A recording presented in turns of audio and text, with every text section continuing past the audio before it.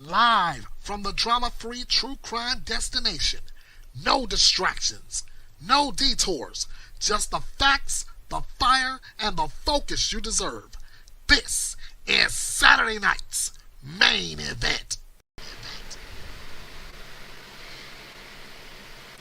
And welcome to Saturday night's main event of Bethea'S Byte Reloaded, the drama-free true crime destination. I'm Ernest Bethea, the last outlaw, and like I said, as I promoted this thing, I've stayed away for almost the entire week. Reason being, one story, which I will get to later.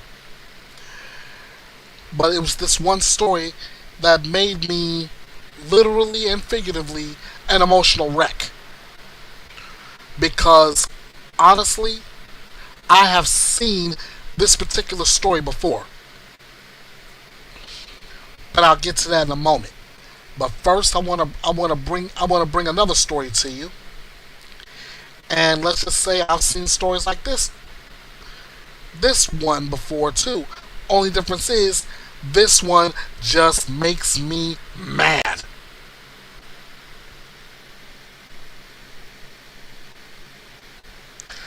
A Texas mother has been arrested for murder after her 15-month-old was left in a hot car for over 2 hours and died.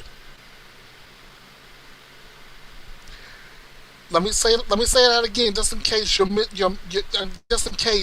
missing it. A Texas mother has been arrested for murder after her 15-month-old was left in a hot car for over 2 hours and died, according to police. Police said 27-year-old Vanessa Esquivel intentionally left the child in a vehicle while at work on August 16th in Frisco, Texas.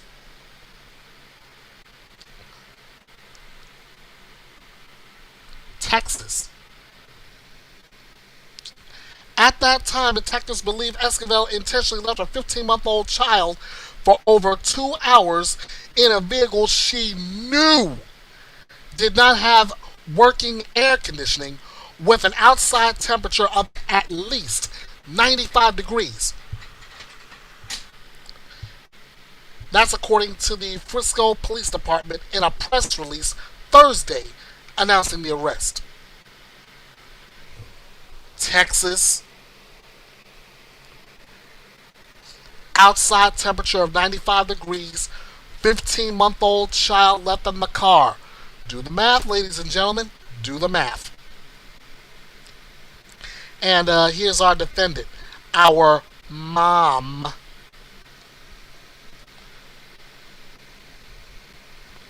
Frisco police officers responded to a hospital in Plano, Texas, on August 16th after local police alerted them to an infant death that likely occurred in Frisco, Texas.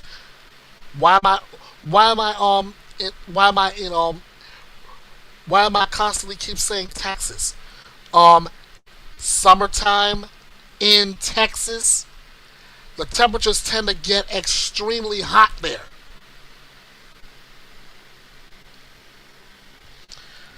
Officers learned that the child has been left in a car for over 2 hours after the child's mother arrived at her workplace in Frisco, Texas, around 2 o'clock in the afternoon that day, police said.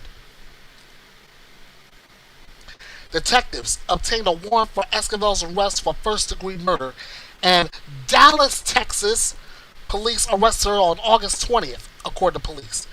She has since been booked into the Collin County, Texas jail, where she remains held on $250,000 bond, according to online jail records. If convicted, Esquivel faces between 5 years and up to life in prison, according to police. It is unclear if she has an attorney at this time.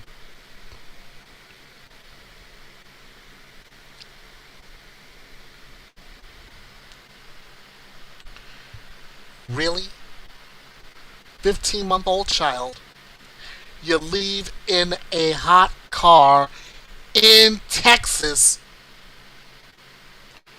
with the outside temperature of at least 95 degrees. And on top of it, the police says it was intentional because she knew she didn't have actual working air conditioning. Come on, God. Come on, y'all.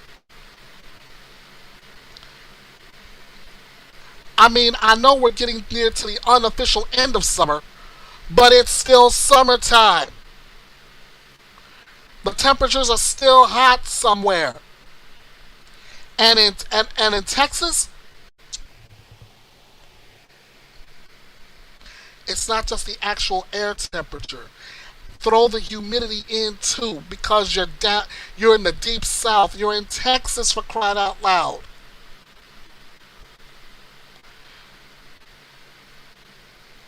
I don't get it. Every summer. Every summer.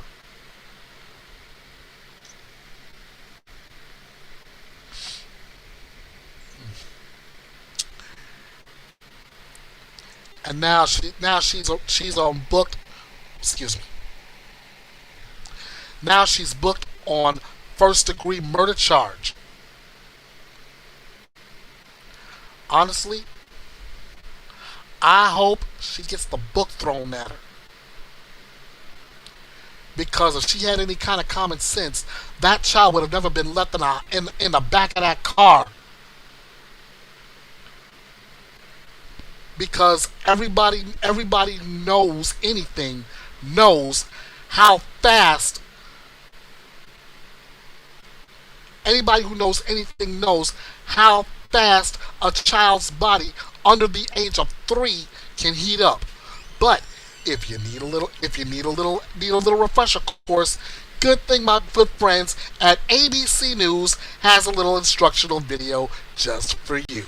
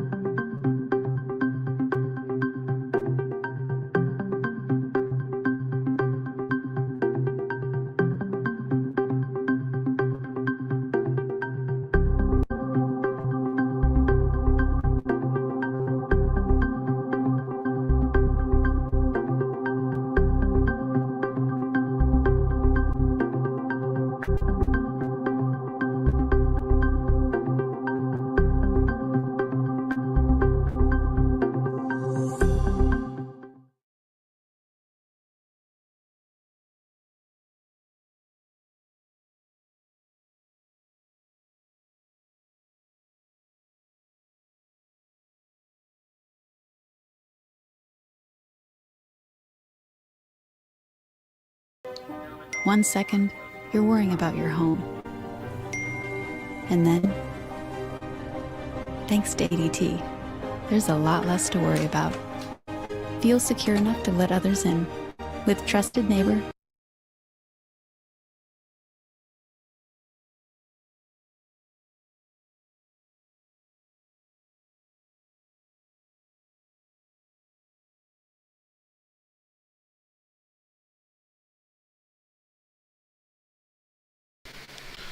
Alright, I'm back now. And I swear you guys, it makes absolutely no sense for this to constantly keep happening. Please, please, please, I beg of you. I know, like I said, we're getting to the unofficial end of summer, but it's still summertime. Use your common sense. If you have a child in the back seat of your car, make sure you do not conveniently forget them. And then when something goes south or something goes sideways, the first words out of your mouth is "I forgot." That's no longer an excuse.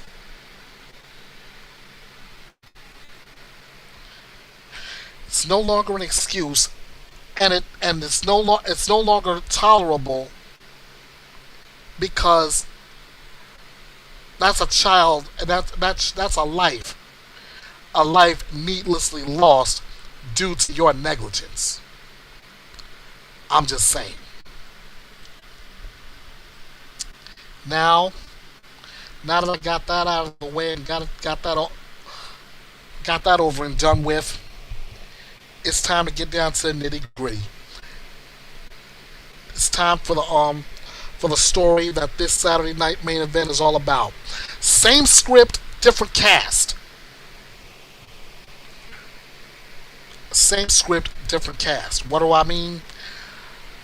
Like I said at the outset, I stayed away from this podcast for a week. I stayed away for a week. And it's because of this story.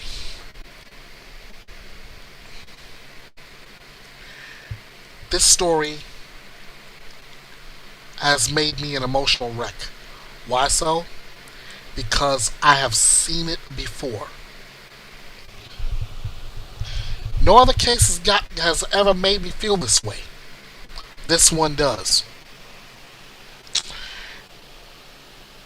I even had had everything set the way I wanted to say, but I didn't write it down in preparation for tonight. I want you to get my authentic emotion as I wrote this down on my phone. We've seen this before. The names change, the faces changed, but the horror, it remains the same. Quinton Simon was discarded like refuse. Emmanuel Haro is missing. And the silence is deafening. We're not asking if something happened. We're asking where the evidence of that horror will be found. This isn't just a case. It's a curse. A curse of daylight monsters, and I'll explain that in just a moment as well. It's a curse of children betrayed by the very people who should have been their sanctuary. You know, the late great Johnny Cash once said in song, "Just as sure as God made black and white, what's done in the dark will be brought to the light." God sees what's done in darkness, and he shines the light, not to shame, but to expose. And when he shines this light on us, it's not for comfort in this case. It's for confrontation. This is Saturday night's main event, same script, different cast. You heard the name of Quinton Simon, and you heard the name of Emmanuel Haro.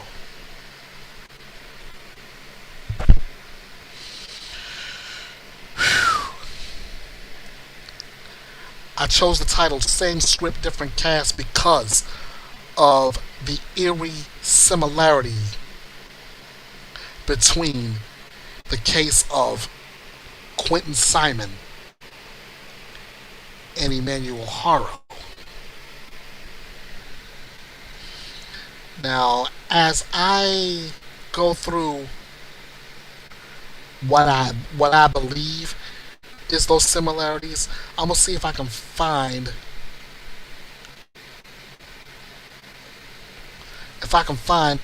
the a picture of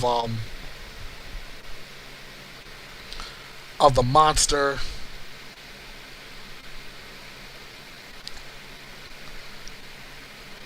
involved in this. Not in this case, but the case before it. You see, let's go back and forth with this. Before, Quinton Simon was declared missing. Today, it's Emmanuel Haro.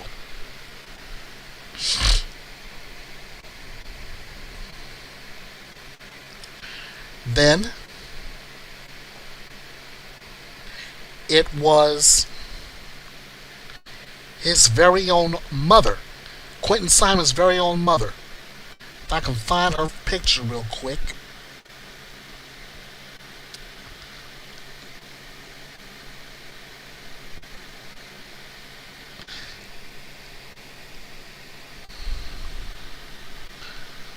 Uh, Give me just a moment, guys. Hold, please. There she is.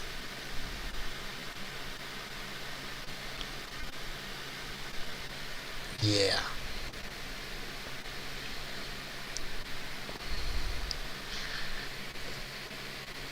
Just give me just a moment to load her right up, and I'll bring her right to you.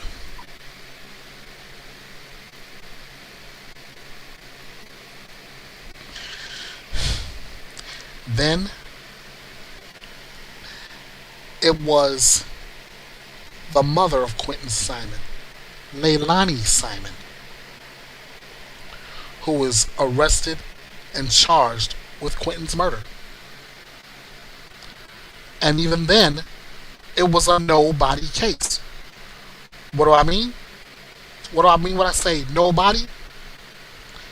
That was because Quinton Simon's body wasn't found at that time.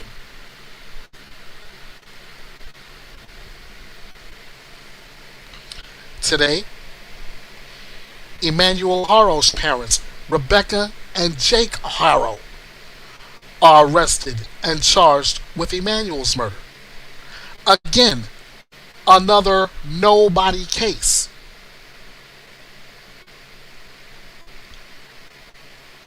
Nobody.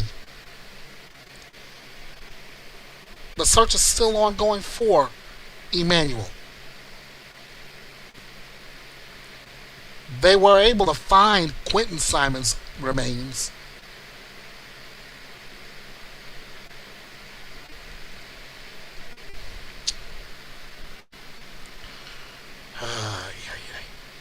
Oh, there she is. There she is.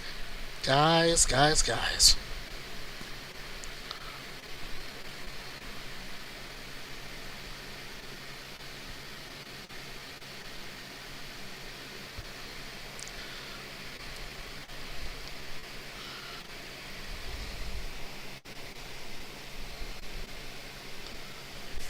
And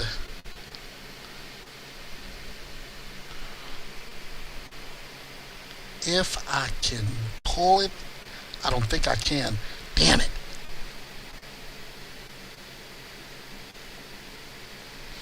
I wanted to bring her picture up just so you can see exactly who we're dealing with here.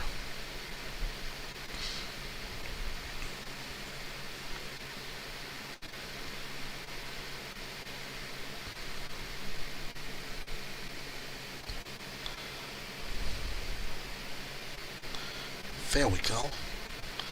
Let me take a look. Take a look at that monster. This is the monster that was convicted of murdering little Quinton Simon.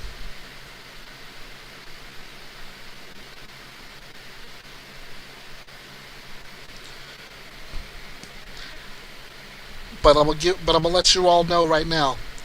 She lied. She covered up and covered up and covered up everything she could to make sure She got out of it as best she could and failed miserably.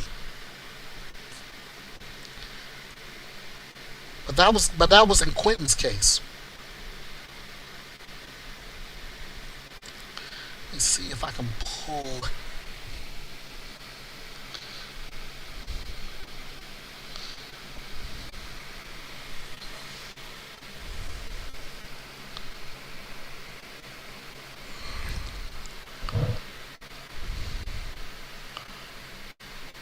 Maybe I can get that in one shot. The other two monsters we're talking about in this particular story.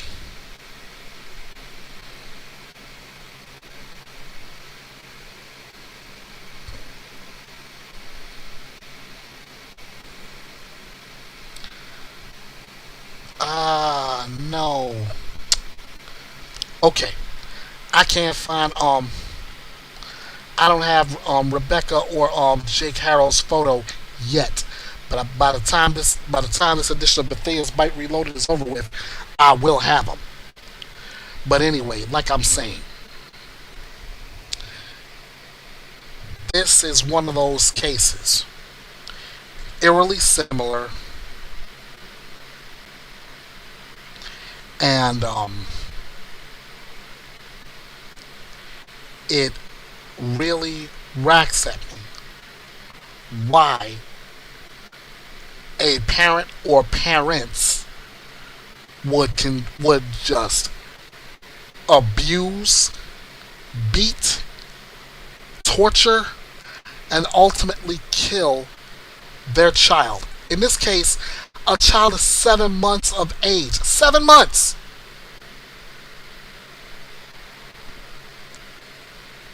And for what? Here, I'm gonna let you follow along here. I'm gonna take myself out of the shot and let you follow along while we go through the timeline.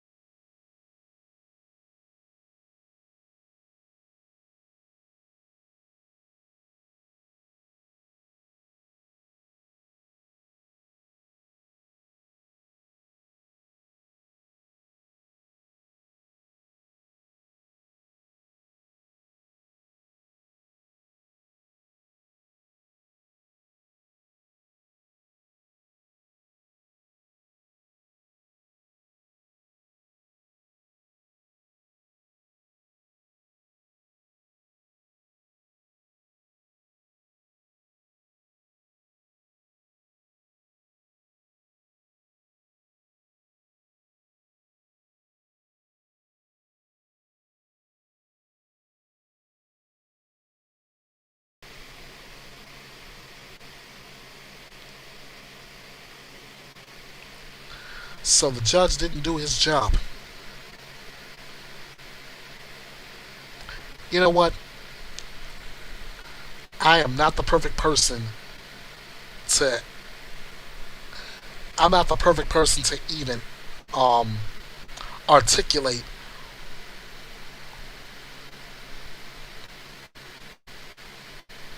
that statement. I'm going to turn this to someone. I'm going to turn this over to someone who can. This is from opening statements on Thursday with Court TV's Julie Grant, and trust me, as a former prosecutor, she's better at this than I am. So Julie, I'm gonna leave this one in your hands.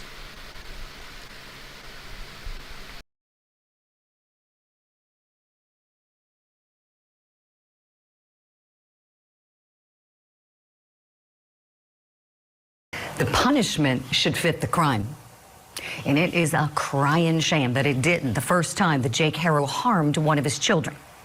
Perhaps if it had, baby Emmanuel may be alive today. Convicted felon Jake Haro was facing prison time for abusing his 10-week-old baby girl. That precious little angel's injuries were so bad, they left her permanently disabled. The baby beater was looking at prison time, but the judge gave him probation. And this was over the objection of the district attorney's office. This animal gets to go back home and be around the baby that he harmed. How does that work out? The district attorney went so far as to say that if the judge had done his job and given Jake Haro a fitting punishment for his crime, baby Emmanuel would be alive today.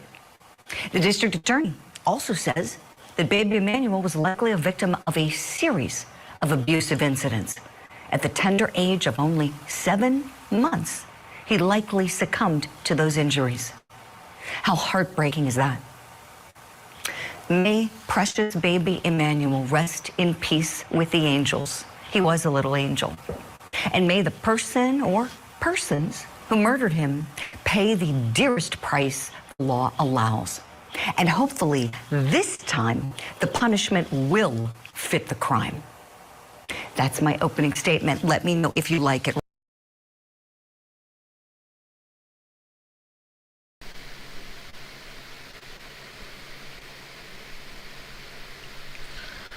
Couldn't have said it better. I couldn't have said it any better. I mean, how do you? No, I'm pointing. Yes, I'm talking about this judge. How do you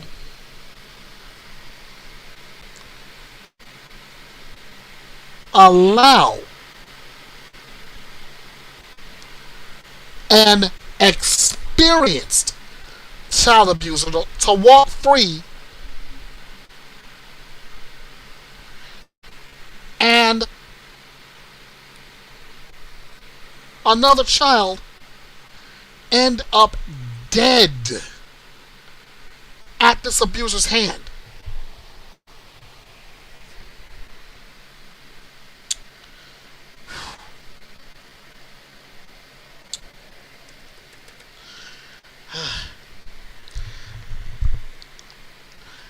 I'm going to go right now to the press conference,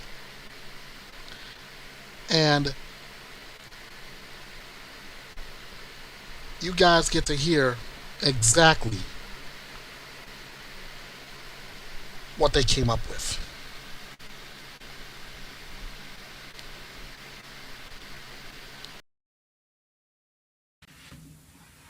My name is Mike Heshner. I'm the Riverside County District Attorney. Welcome. I want to do a couple things today. First thing I want to do is introduce the individuals that are here on stage with me. First off, to my far left, we have Riverside County Sheriff Chad Bianco. We have San Bernardino County Sheriff Sergeant Nicholas Clark. We have San Bernardino County Sheriff Shannon Dykes. We have Assistant District Attorney Brandon Smith, and then myself. So someone who's not here, I want to thank as well, or introduce as well, Jason Anderson, San Bernardino County District Attorney. I want to start by thanking these gentlemen up here. I want to thank the San Bernardino County Sheriff's Office for their professionalism and their cooperation and the great work that they've done here so far. I want to thank Jason Anderson and the San Bernardino DA's office. His Bureau of Investigation has recently formed a high-tech crimes unit. They were instrumental in helping us with this investigation. Let me tell you how things are going to go today. There's going to be several individuals that make statements up here, and then when we're all done with the short statements, I will come back up and we will have a question and answer. I will take questions. I will take all of your questions till there are no more questions. Having said that, there's a lot that we can't say, that I can't say, that nobody up here can say. And the reason is that the defendants in this case have been charged with crimes, serious crimes, and so now they have a presumption of innocence that applies to them. They're innocent until proven guilty in a court of law. I'm not allowed to prove my case in the court of public opinion, and so there's a lot that we can't say in terms of the facts and the evidence. For that, you will have to come to the court and to the various hearings and see how the case plays out. However, having said that, it's appropriate to have a press conference because it was the defendants in this case that had a press conference first. And they did so in order to tell the public, the media, and ultimately law enforcement that their child had been kidnapped, when in fact that's not what occurred. And so we're here to clear up some misconceptions and to explain how this case unfolded in terms of the investigation. It involves two counties working very well together. I know everybody up here on this stage, we work well together normally, but in this case, I'm very proud of the work that was done by Riverside County Sheriff, San Bernardino County Sheriff, my office, and also the District Attorney's Office in San Bernardino County. All right, so we'll go ahead and kick this off. I'm going to bring up first San Bernardino County Sheriff Shannon Dicus. Thank you, Mike. To Mike's point, I want to thank all of you in the media for covering this, specifically the parents' initial statements to the public while we were trying to find Emmanuel. They became critical as we continued through this investigation. But I want to talk about a little bit about the process because we've seen a number of questions related to Amber Alerts and things like that. So I hope when I finish this that everybody understands kind of the course of the investigation. But the investigation started for us on August 14th when Rebecca Haro reported that her son had been kidnapped. Folks, within 24 hours through video surveillance, we found inconsistencies in Rebecca's statement. And as a result of that, there was no other vehicle to put out on an Amber Alert or anything. And I know many of you were wondering why that didn't occur. But really, after finding out those inconsistencies in the statement on the initial report, that's where hundreds of hours of investigations have come in by our Specialized Investigations Division to try to get to the bottom of what's really going on here. And when I say hundreds of hours, I'm talking about forensic data on vehicles, phones, and potential crime scenes, judicial authorized search warrants that were served. And through that process, that's where we learned that the jurisdiction of where this has occurred was in Riverside County. So hence the Riverside County DA and Riverside County Sheriff's Department, which I can't stress enough. We've had a long-term partnership. We work well together, and we know how to get things done in these environments. But that's why the jurisdiction had changed from the original jurisdiction that was reported in, which is Yucaipa, California. But as we went through that portion of the investigation and realized that these things that had happened in Riverside County, you saw the culmination of all the different entities get involved. And going back to what Mike mentioned about the DA's office in San Bernardino County and high-tech crimes, forensically, there are a number of things that we were able to prove up that we're not going to be able to share today exactly how we did that, but there is a tremendous amount of evidence that suggests that the initial story posed was not the correct story. So in that partnership with our agencies, I'm going to introduce my partner, Chad Bianco, where this crossover occurred Riverside, and we reached out to Mike, who's obviously filing the case, and of course Chad to assist us in the investigation. Chad? Thank you. I'd like Sheriff Dicus, I just want to thank all of you for, especially the normal mainstream media, for your attention to this and for your cooperation in this as we were assisting San Bernardino in this investigation, trying to originally find a missing baby, but then eventually quickly learning that that investigation was not something that it started as. Not so much for social media and keyboard warriors who, quite honestly, sometimes hamper and prevent us from a good investigation. I do want to expand a little bit about our relationship with San Bernardino. A lot from the media, a lot of questions have been raised about jurisdiction. And what Sheriff Dicus and I routinely talk about to our own communities isn't really necessarily displayed in the media or said to the media, but neither one of us care about jurisdiction. Our belief is that the Inland Empire is better served when we are cooperating and working together. And in this investigation from the very beginning, it was obvious that it could involve both counties. When something like that happens, particularly in this case, the original investigation began with Sheriff Dicus, and if he chooses to take it to the end, he will, which obviously he did. And my position is Sheriff Dicus is responsible for this and the assistance of my department. So there is no asking us, there is no anything like that. It is, we have to serve our public best, and he has every single available resource that the Riverside County Sheriff's Office has to offer to make sure that we provide justice in this case. This is an extensive investigation with both agencies that ultimately is headed by the supervisor of the Detective Bureau from the Sheriff's Office in San Bernardino. But the cooperation, as you can see, between the both counties is what is going to bring this to a successful conclusion. There is absolutely nothing, no crime more important than the injury of a human being, particularly a child. And the amount of resources that were expended to find this baby and to ultimately bring the people to justice responsible for the loss of this baby, I can't even tell you the amount of resources that were expended in this. It is a massive investigation that will obviously be ongoing, and we appreciate your efforts. This involves a lot of things, though, from us, and hopefully there are more questions to be answered, but I'll end it by saying this before we get into more questions specifically about this case. This was preventable in numerous ways. The amount of response we have had from the public, the enormous anger that a child was not only originally thought to be kidnapped, but then presumably murdered, kind of warms my heart a little bit. That there is compassion still out there. There is care about other people. There is, people actually do care about other people.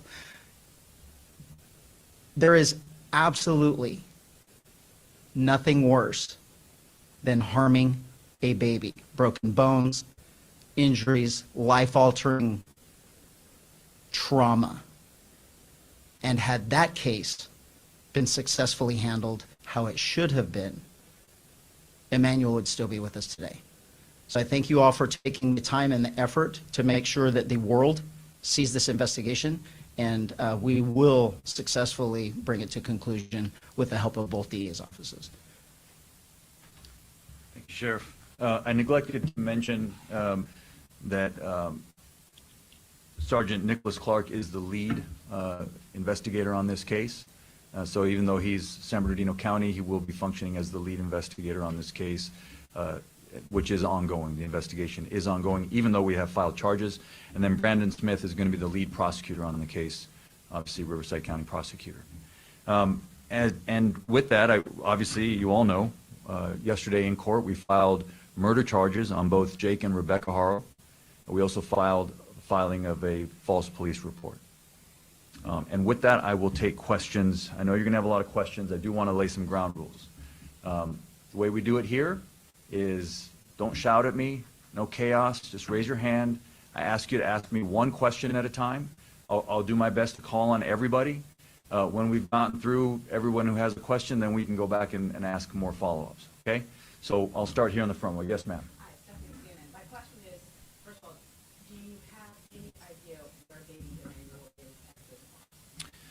You know, yes, we have a pretty strong indication of where the remains of baby Emmanuel are.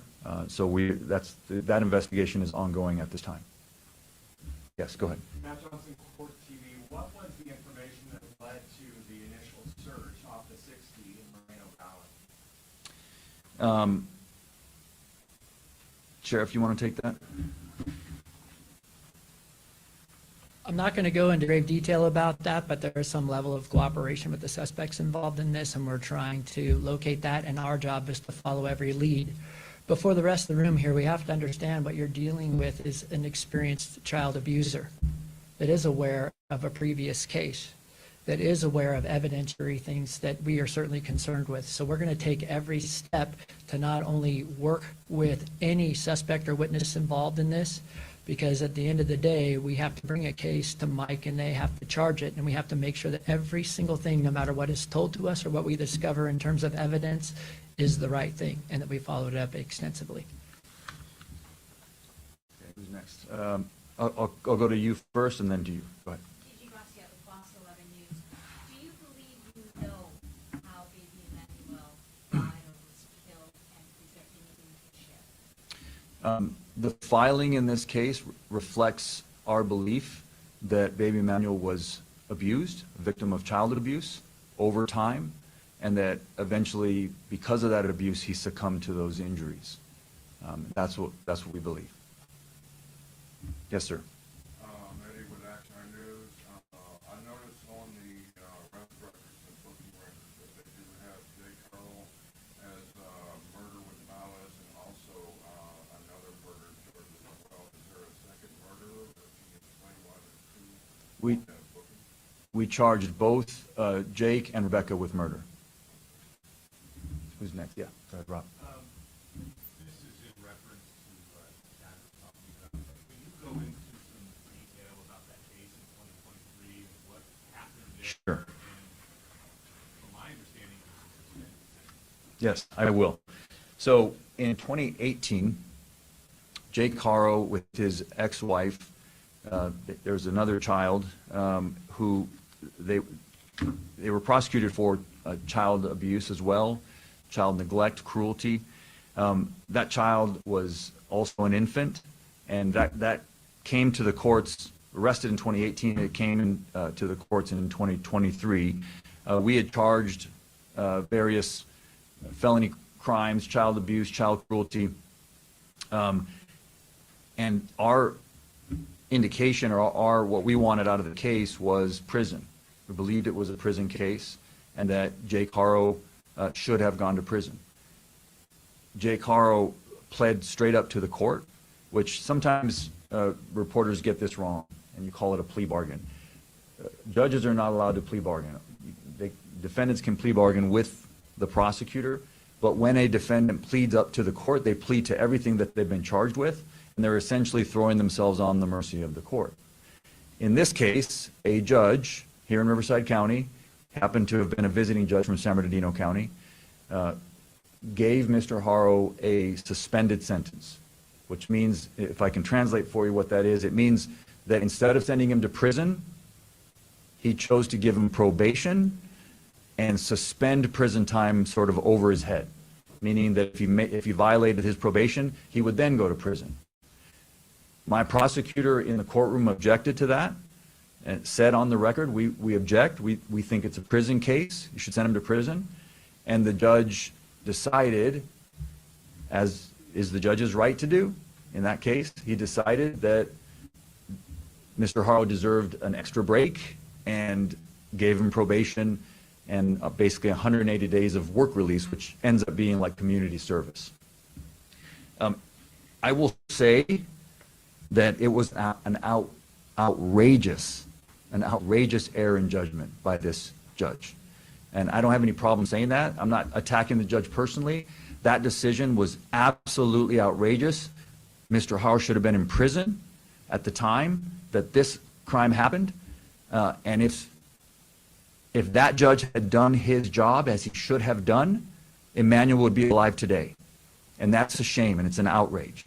And I hate to say that, but When our criminal justice system breaks down, I'm going to just call it like it is and tell you it broke down. It's not how it's supposed to work. The judge had obviously meant well. At the end of their sentence, he told Jake, I'm giving you a big break today, don't mess it up. But I want to point something out to you. I want to read to you the injuries. The child's name is Carolina. She is still alive today, but she is permanently bedridden. She has permanent damage, cerebral palsy, that is a result of long-term child abuse. I want to read to you the injuries that were presented in court to this judge at the time of that previous prosecution. Acute fracture of the posterior left rib, fifth rib, healing fractures of the posterior lateral 6th, 7th, and 10th through 12th ribs, healing fractures of the 6th and 9th through 12th ribs, partial bone fracture of the skull, brain hemorrhage, significant prevertebral soft tissue swelling of the neck, and a healing tibia fracture of the right leg. This is severe abuse for an infant. And so whatever you think of the criminal justice system and people need a break, someone who does that to a child belongs in prison, period. Next question.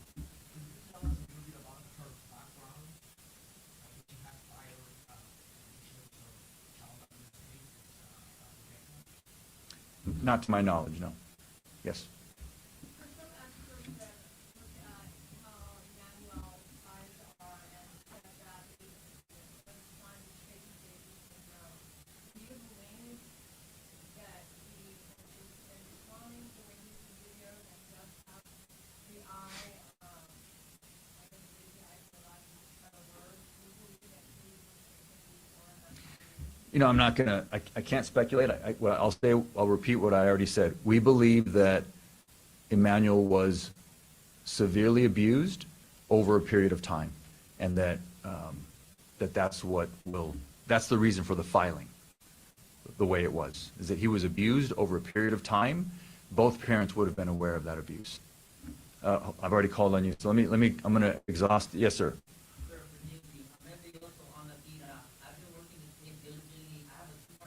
No, one question, sir. One question.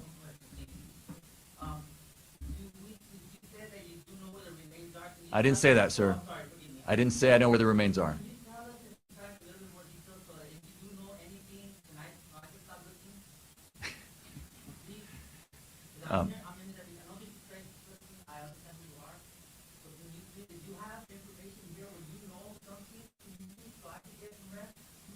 Well, you should get some rest, sir.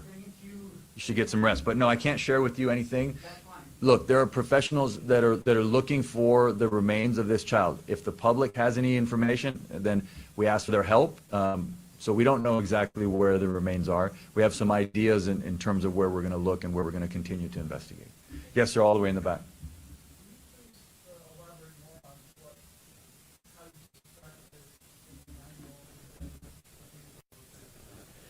No, I'm not going to do that. Unfortunately, I understand it's an obvious question, but I just can't go into it. Those are things that the evidence will be presented in court, and I'll have to wait till we do that. Who's next? Yes, sir. Can you explain, I know they both have charges filed against them, but do you believe that Jake or Rebecca both were actively involved in abusing Emmanuel, or like, was she just complicit in what he was doing, or the other way around? Can you explain any more about that? All I can explain is what we've filed. We've filed murder charges on both of them and making a false police report on both of them. So you can extrapolate that we believe that both of them are guilty, that we can prove it's guilty beyond a reasonable doubt for both the murder and the filing of the false police report. You know, how it breaks down as to who did what, that also has to wait for the trial. So let me go this way. Okay.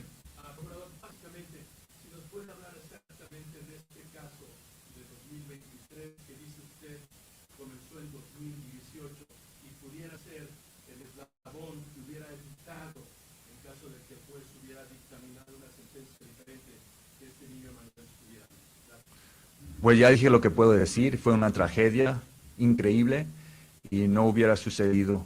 El juez hizo un gran error y juzgó mal y el sistema se quebró ese día. Jueces, fiscales, defensores, todos tenemos un deber y tenemos que hacer nuestro deber en nuestro trabajo. Todo lo que puedo decir. Pero básicamente no debió de haberle dado la libertad bajo palabra. Claro que no. Le dio libertad condicional y esto fue un caso de prisión.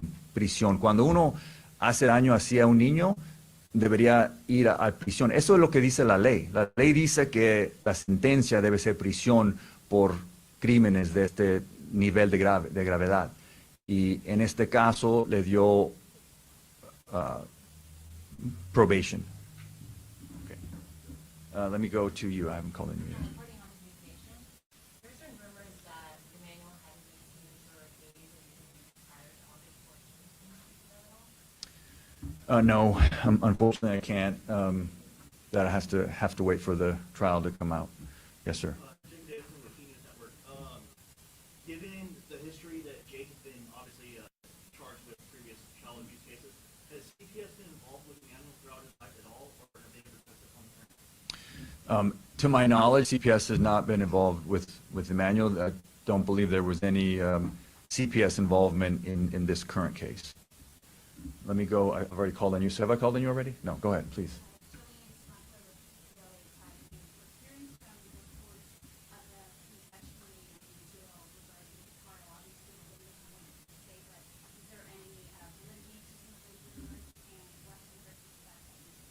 I can tell you that that's not true. It's there's no confession made in jail. I'll go back there and then I'll come back to you, Rob. Yes, go ahead, sir. You're at House PSP. Can you tell us how many kids Jake and Rebecca had, were in their home at the time of the arrest? You know, 2-year-old was taken, we saw CPS. Yeah. Riverside Sheriff's Deputy saying CPS calls. How many kids did they have in their home? Well, there's the 2-year-old and then baby Emmanuel. Yeah. Going back there, yes, ma'am. Yeah. Yeah, Joy Benedict, Takeout News. My question is, how difficult is it going to be to try this case without finding the reason? You know, a nobody homicide is always difficult, but obviously with an infant, we know that baby Emmanuel didn't, leave on his own or is not, didn't leave town. Obviously, it's a little different when you're talking about an infant, but we have a lot of experience in this county trying no-body homicides, and we're confident that we can gain convictions in this case. Yes, ma'am. Can you tell us more about the search on Sunday? What led to that feeling and why that is? Well, I think Sheriff Dyke has already explained that. He answered that question by saying there's been a level of cooperation with the defendants, so that's why they went to that area. But beyond that, that's all I can say. Yes, ma'am. Okay, so I think the obvious question is, what happened then? I mean, this is a report that co-workers was asked about the jail confession, according to the fake and naked information, and the father confessed that. Well, see, that's not true. So I don't know where you, well, no. See, this is what happens when you've got all these folks out there online and these keyboard warriors. You get a lot of misinformation, and what you just said is not true. It's misinformation. So that's what I'll tell you did not happen. Okay? I can't talk about the facts of the case. Well, no, I'm giving you information about baby Emmanuel. I'm giving you information about the cases and the investigation, but what you just said did not happen. So, that's not, I can't be responsible for when you guys get it wrong. Go ahead. I know you have not found the remains yet, but based on the level of cooperation of the suspect and what you know so far, is the strong likelihood that remains were at least at one point in that land general? Yeah, I'm just not going to comment on that. We're looking for the remains. These investigation is continuing. We're hoping to find the remains of baby Emmanuel. Yeah, please, Sheriff. This is to that and to the question before. A problem that we are having in this, basically even on the question that was asked 2 questions ago, is someone posts something on social media and then you all believe that it's true. I actually complimented the mainstream media, because you've actually been reaching out to us for comment and actually been printing what we've told you.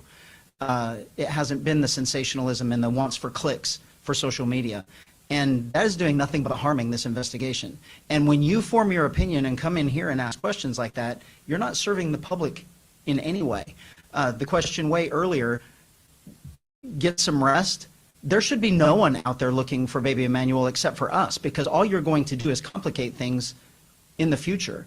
And the one thing that I emphasize that I want to make it clear here, the reason this is happening relatively quickly and the reason why we got such a handle on this fast is I believe that the Inland Empire is served better by their 2 sheriff's offices than any place in the state.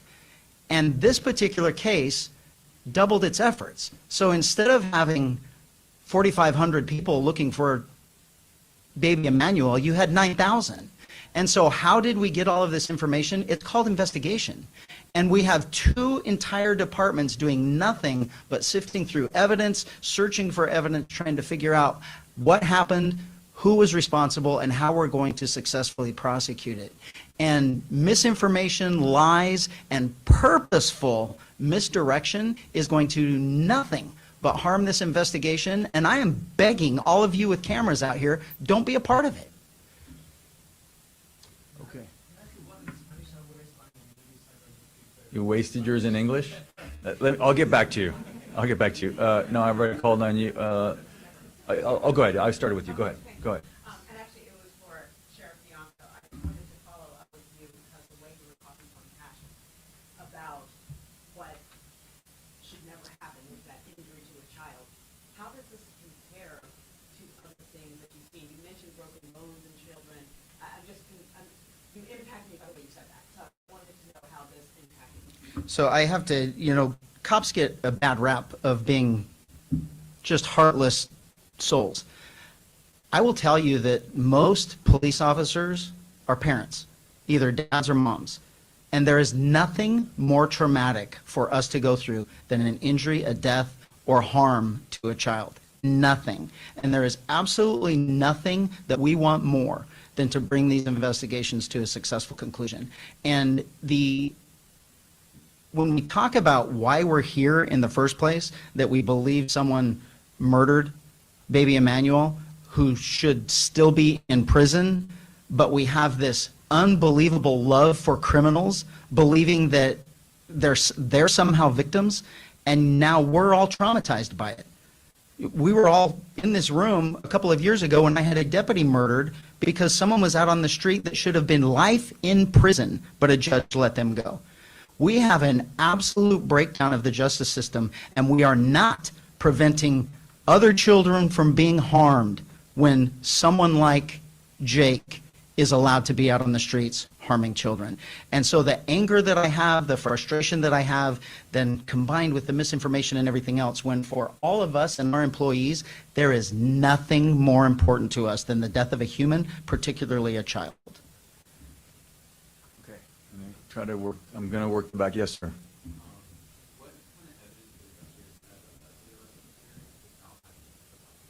Well, we've got a lot of evidence. We're going to have to play that out in court. I can't lay it out here today. Okay, so yes, right next to him. Will we see the arrest warrant today, and why not? And also, I want to see I don't know if we're going to see the arrest warrant today. So that's a pretty short answer for Spanish. So yeah. Go ahead, sir. Go ahead, and then I'll come back to you. As far as the timeline, do you believe that baby Emmanuel will arrive when the parents come forward? I just can't say. I'm not going to give a timeline. Obviously, baby Emmanuel, we have a theory as to when his death occurred. So, and then I've also shared that we believe that when the parents came forward, it was to tell the public something that wasn't true. Go on which way? Go ahead. Are relatives in this case cooperating and is responsible for tell us if they're shedding light? There's a lot of witnesses. Investigators are tracking down every lead. I'm not going to focus in on who's a relative and who isn't. There's a lot of witnesses in the case that are shedding light. Yes, ma'am.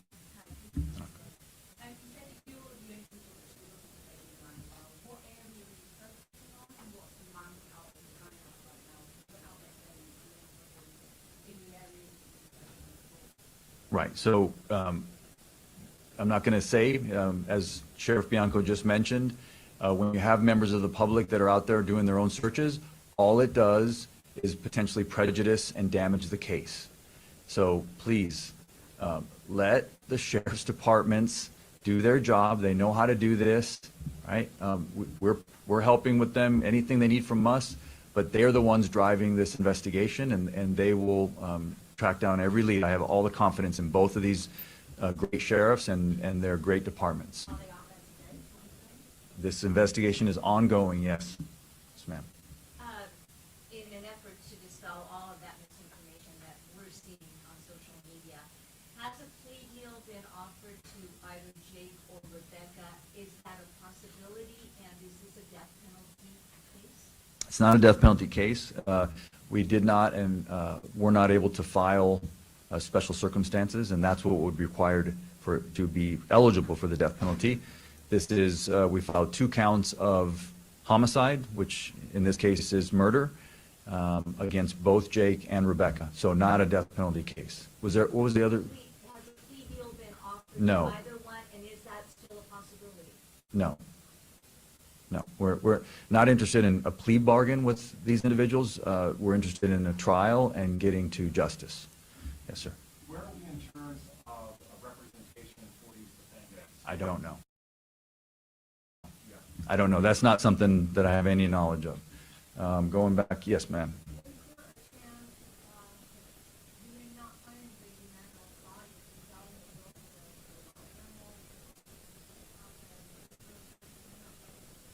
I think you just answered your own question. Of course, this is an investigation. We're searching for evidence. We've got 2 great sheriff's departments doing what they do best. So if there's a chance to find baby Emmanuel's remains, these men and women of these 2 agencies will do it. Yes, sir.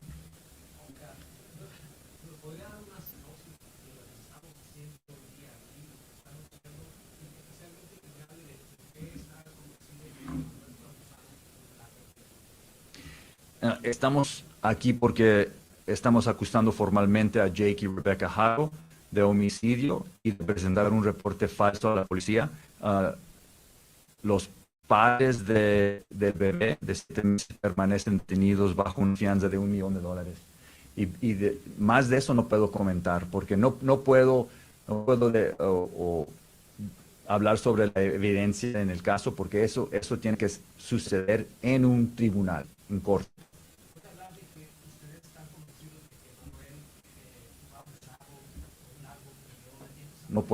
No puedo comentar. No, dije que sí, estamos convencidos que el bebé fue abusado por un periodo de tiempo, o sea, tiene 7 meses, o sea, sobre su vida de 7 meses, que fue abusado sobre tiempo. Yes, sir.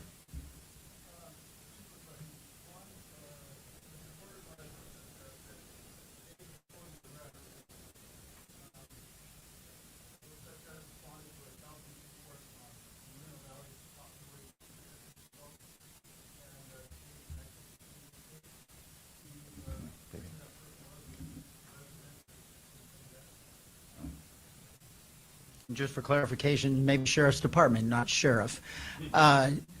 There was a call for service that was generated by Jake that we investigated concerning a child abuse case, and that's all I can give you on that.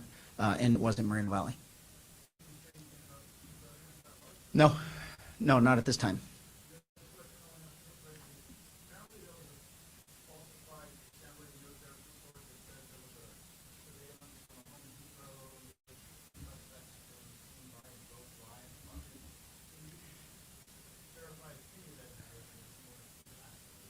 I think we've answered that already.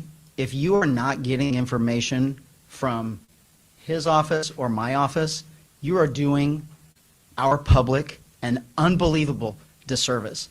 We don't care what someone posts on social media, and if you all are going to believe that and then generate questions based on those comments, we're not going to get anywhere in this. If it did not come from our two agencies, stop believing it. That's all I can tell you. Procurador, si me permite otra vez en español, y es, ¿cuáles son la razón por la que deciden acusar de homicidio a esta pareja? El cuerpo no se ha encontrado, ustedes conocen, pero ¿qué es lo que les lleva a acusar a estos padres de ser responsables de la muerte del bebé? Son responsables de la muerte de su bebé por la evidencia que ya tenemos. Y es cierto que no tenemos el cuerpo del bebé, pero tenemos bastante evidencia y nosotros estamos convencidos que fueron responsables del homicidio de su hijo. All right, going forward, where am I? Did you have another question? Go ahead. This is for Sheriff Chad Bianco.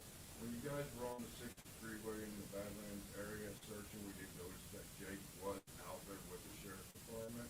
Was Jake trying to cooperate at any time with the sheriff during that search?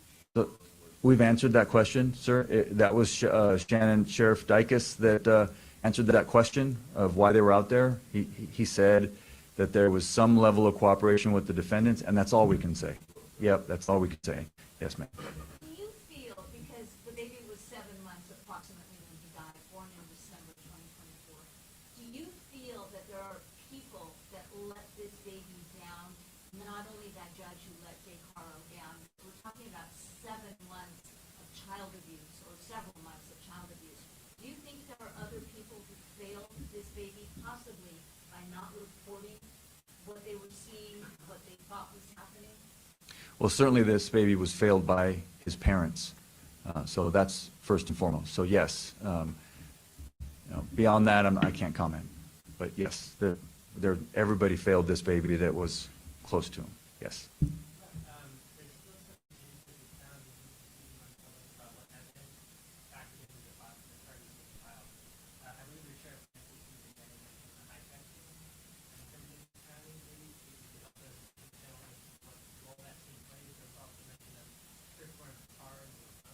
Yeah.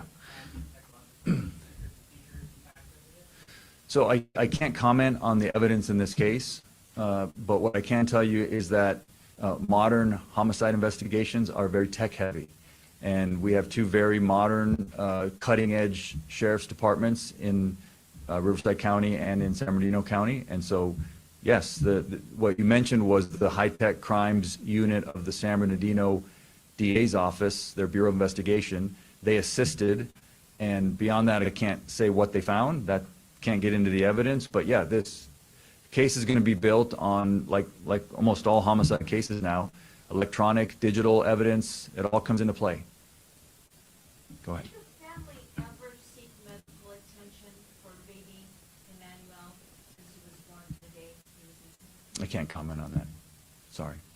Yes, ma'am. What's next? What's next is, first and foremost, the investigation will continue, and it's led by the San Bernardino Sheriff's Department, and then also the Riverside County Sheriff's Department assisting, and then the prosecution will begin. We filed the case. The case will begin to work its way through the criminal justice system here in Riverside County. Other folks, yes, we're coming to the end here, I think. Go ahead.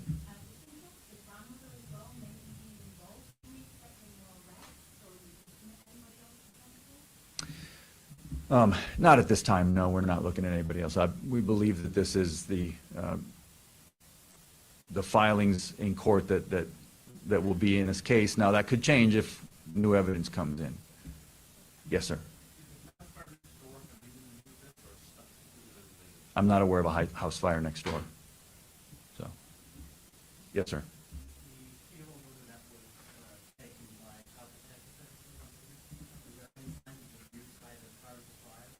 I'm not going to comment. Sorry, I can't talk about that. Anything else? Sí, procurador, disculpe, en español. Las acusaciones ahorita son asesinato malicioso, los dos. En español, si de encontrar el cadáver y otra evidencia, ¿pudiera cambiar a que usted presentara cargos de asesinato con circunstancias especiales Sí. que acreditaran la pena de muerte para esta pareja? Sí. Podría cambiar si encontramos más evidencia y la situación cambia. los cargos pueden cambiar. Anything else? I think we're closing up here. Anybody have any last questions? Yes, go ahead. Do you know when? September 4th. The court day will be September 4th. All right, thank you all for coming.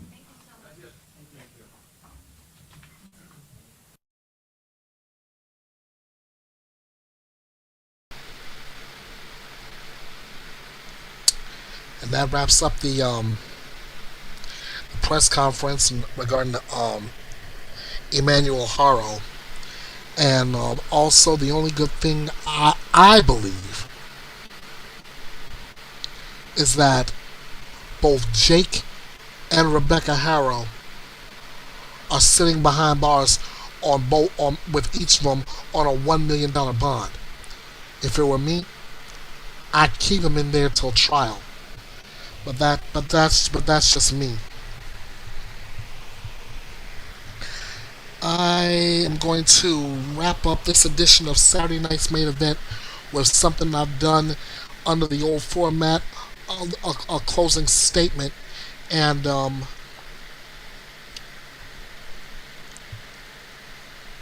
closing statement I had to put my heart and soul into, and I really, really can't hold back on this.